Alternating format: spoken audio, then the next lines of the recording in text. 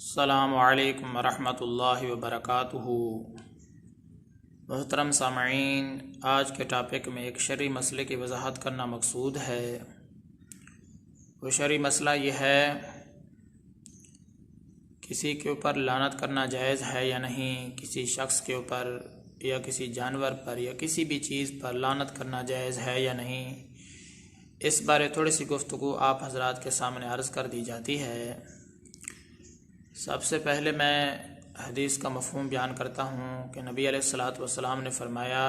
جس کا مفہوم مبارک یہ ہے، کسی مسلمان کی یہ شان نہیں ہے، یعنی مسلمان کی شان کے خلاف ہے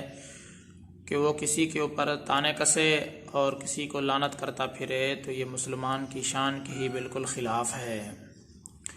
اور اسی طریقے سے ایک آدمی نبی علیہ الصلاۃ والسلام کے پاس بیٹھا ہوا تھا، تو اس نے ہوا کو لعن طعن کیا، تو نبی علیہ الصلاۃ والسلام نے اس آدمی کو منع فرمایا کہ ہوا تو اللہ تبارک و تعالیٰ کے حکم کی پابند ہے، اور پھر ارشاد فرمایا جس کا مفہوم مبارک یہ ہے کہ جو شخص کسی چیز پر لعن طعن کرتا ہے، لعنت کرتا ہے، اگر وہ لعنت کی مستحق نہیں ہوتی تو وہ جو لعنت ہے لعنت کرنے والے کی طرف لوٹ آتی ہے۔ تو محترم سامعین، حدیث سے بھی یہی بات ثابت ہے کہ کسی انسان کو، کسی جانور کو یا کسی بھی چیز کو جو لعنت کے مستحق ہی نہیں ہے، اس کے اوپر لعنت کرنا شرعی طور پر ٹھیک نہیں ہے۔ لعنت کا معنی محدثین اور مفسرین کرام نے تقریباً یہی بیان کیا ہے کہ اللہ تعالیٰ کی رحمت سے دور ہو جانا، اللہ تعالیٰ کی رحمت سے دور ہو جانا۔ اسی طرح ایک اور حدیث میں بھی آپ علیہ الصلاۃ والسلام نے یہی بات ارشاد فرمائی ہے کہ تم ایک دوسرے کو لعنت نہ کرو،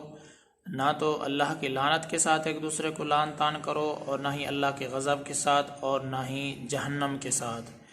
مطلب یہ ہے کہ تم کسی مسلمان کو یہ نہ کہو کہ اللہ کی تجھ پر لعنت ہو، یا اللہ کا تیرے اوپر غضب نازل ہو، یا اسی طریقے سے تو جہنم کے اندر داخل کر دیا جائے۔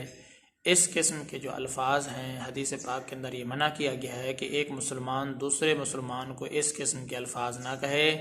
کہ اللہ کی تجھ پر لعنت ہو، یا اللہ کا تجھ پر غضب نازل ہو، یا تو جہنم کے اندر جائے، جہنم کے اندر داخل کر دیا جائے۔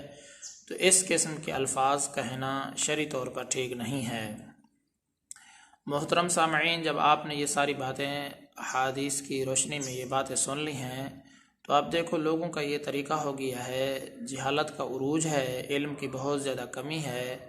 وقت دشوار چل رہا ہے، مطلب دشوار کا مطلب یہ ہے کہ علم کی بہت ہی زیادہ کمی ہو رہی ہے، جہالت بہت زیادہ عروج پر جا رہی ہے۔ تو یہ آدمی اپنے آپ کو گویا کہ ایک اپنے اندر صفت سمجھتا ہے کہ کسی کو لعن طعن کرنا، اچھے بھلے طعنے کسنا، اور اسی طریقے صحیح طریقے سے گالیاں دینا، صحیح طریقے سے بد دعائیں دینا۔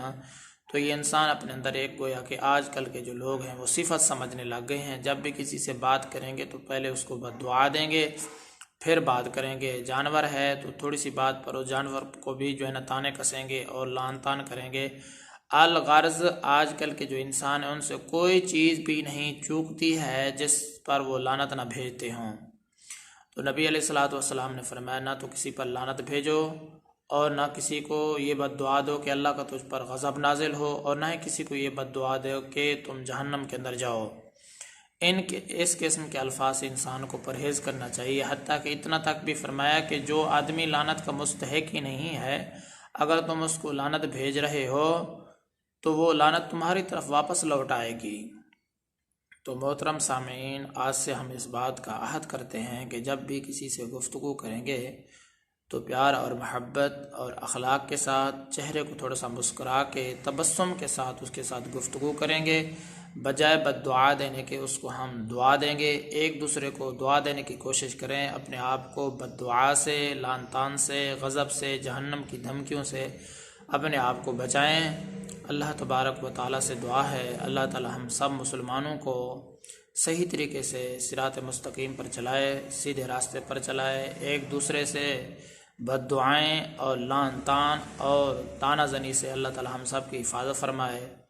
میں آپ سب کی دعاؤں کا طلبگار ہوں۔ محمد ثناء اللہ فاروق۔